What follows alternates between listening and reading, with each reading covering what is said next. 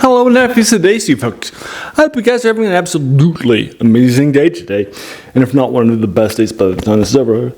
Alright, so today I am reviewing the 16-page short story. It's by Brian Lumley in this Polaris collection, which I'll link you to in the description below. And so this is called it's from 1971. Earlier on, it's collected in the color of the black, and it's a French name. I'm going to slur this next word. It's Marigny's, I think, clock, and it's a thing that was already created in the Cthulhu Mythos. Although this is his take on it, and sort of a thing too. It's 16 pages long.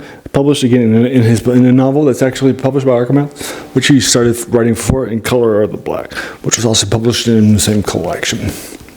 From his short stories. The short story that was actually his, and that sort of thing too. Alrighty, so this is using some stuff that was created already in the mythos. H.P. Lovecraft created the Cthulhu Mythos back in the pulp era when he was a writer. And it was a shared universe with his own stuff initially, carrying that sense of cosmic horror, sometimes sword and sorcery too, but you get, and then also in the fantasy side of things, but typically in the cosmic horror side of things too. And then he would bring in things like the Cthulhu Mythos, like things like the Necronomicon characters, places like Miskatonic University, and Smile, and creatures like Cthulhu proper, right, and the Call of Cthulhu, and that sort of a thing too. And he encouraged other people living at the time to write his stuff too, and incorporate his, and he also incorporated some other things too, like his Brendan Clark Christian Smith's, so that, right, and that sort of thing too. So you can check out all that good stuff. Love it lots. So basically, the idea here is that when I was at college, I actually read a 3-volume collection of H.P. Lovecraft's stuff, one of which was Cthulhu Mythos. Loved it so much. This is in the mid-90s, and so I picked up a bunch of things that had been published at that time, of a bunch of different things like Cthulhu 2000, that sort of thing too, and then I just loved it. And he actually became, and still is, I've probably read at least 1,000 short stories. And so both Brian Lumley and myself were very, very big fans of H.P. Lovecraft and Cthulhu Mythos stuff too. And he actually starts to write right around this time. Darkham House in the 3rd generation, which is publishing a lot of the Cthulhu Mythos and other things from the pulp era too, and run by August Derleth. And so Derleth accepts this, and it's got lots of reprints and that sort of a thing too. But basically what's happening here in this short story and that sort of a thing too is that our popular Titus Crow, he's a paranormal investigator. He has purchased the clock from about 10 years ago from an estate sale with a certificate of verification showing that it actually is what it's supposed to be, not fake, and that sort of a thing too. And this is a clock that nobody can open, that supposedly was for somebody actually leaving and disappearing and never coming back.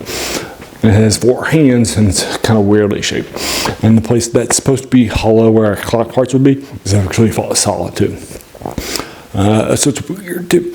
And so he actually has gotten a selection of, it's got a bunch of like letters and stuff like that too on it. He doesn't know what those are, glyphs.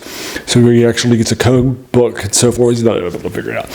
Anyway, that day, the first page, he actually has some people break in to his house and that sort of thing too. And they think that because his house is nice, he's got all of these accoutrements to it too, and his house is a little bigger too, that he's got the money, but he doesn't.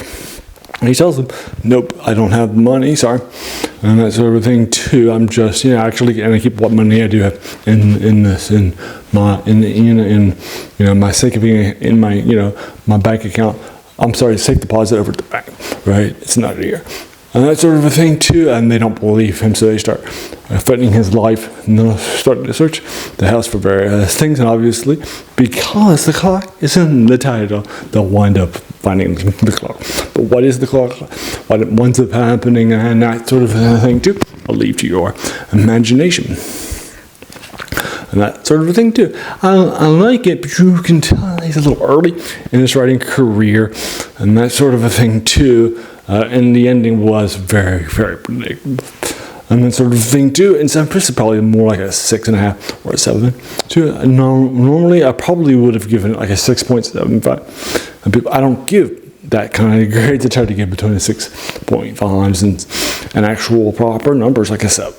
And that sort of a thing. 2, that's what I'm going to be giving this 6.5. That's the sort of a thing. You can still tell it's definitely one of the earlier things, right?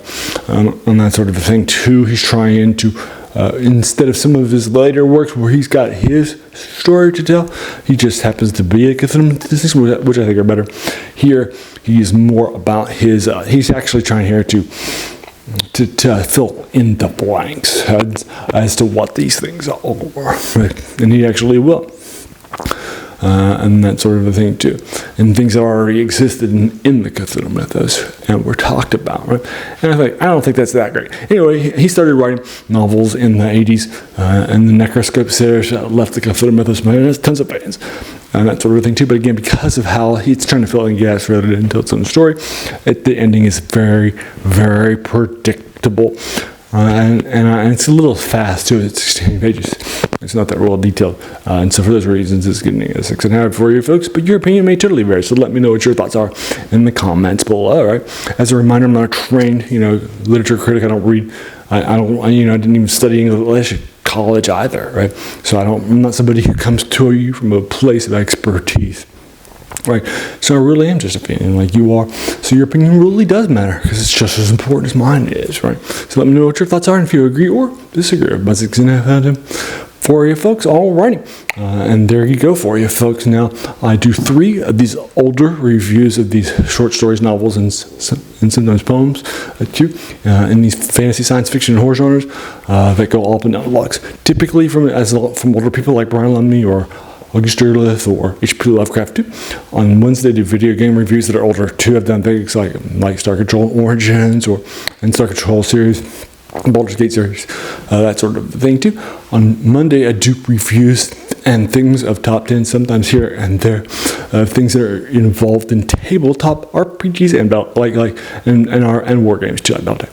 And then also I do on Saturday, Serial Saturday, which I dedicate giving reviews of older things from when Lovecraft was alive, and other people do, and that sort of a thing too. These older movie serials, that sort of a thing too, like Flash Gordon and Zorro series, that sort of a thing too. Dick Tracy series, so you can check out those things. And if those 7 older things sound like your cup of tea, or if you just want to follow the Brian Lumley stuff, right, or the Cthulhu Mythos stuff, that's fine. And then whatever your thing is, go ahead and do all the YouTube stuff, like hit the subscribe button, the like button, bell icon, and all that stuff too, please. And then after that, and then as you can tell from those 7 older things that I do reviews of a week, it's the passion of this channel to find these things for you, right? All up and down the block. And then it's also where its name even comes from. The worst thing about the new books. That's a quote by a French philosopher, Jacques Joubert, who says that the worst thing about them was that they kept us from reading the old stuff. Right? Not that the new stuff is bad by default, but you get it, right? It's standing on the shoulders of giants. So there we are. And I want to thank you so very, very much for just taking some time out of here today and investing it, right? And watching my video, because we all have so many things that are happening in our lives. And we're pulled in so many different directions too, right? So in fact, you spent this time with me. That's incredibly humbling, and I appreciate that so very, very much. So thanks again, and have an amazing day.